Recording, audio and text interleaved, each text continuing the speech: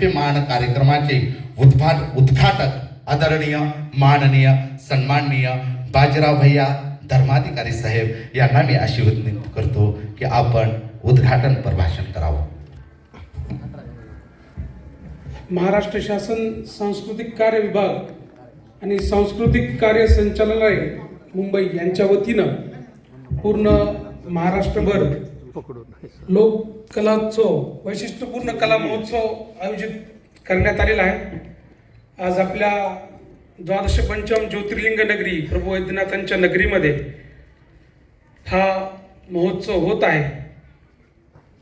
थोडीशी दुःखाची या कार्यक्रमाला झालर पण आहे, कारण आमचे नेते, आमच्या परिवारातील सदस्य असणारे, आमचे राष्ट्रवादी परिवाराचे राष्ट्रीय अध्यक्ष, महाराष्ट्राचे उपमुख्यमंत्री स्वर्गीय अजितदादा पवार साहेबांना काल इथं आपण दिली.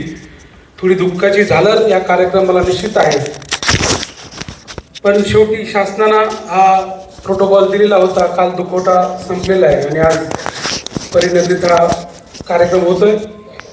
मंचावर उपस्थित या महोत्सवाचे अध्यक्ष, परळीचे ज्येष्ठ नाट्यकर्मी